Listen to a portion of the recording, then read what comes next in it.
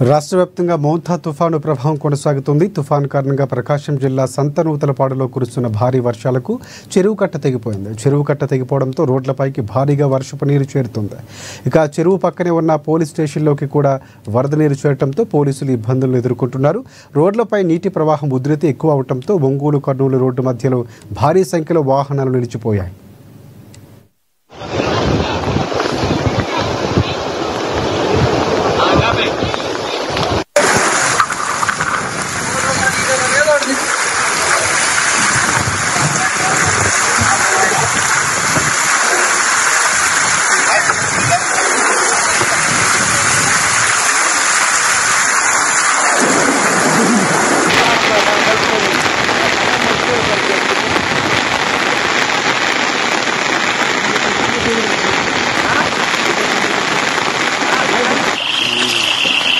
ఇది చాలా ఫుల్ అయిద్దిలే.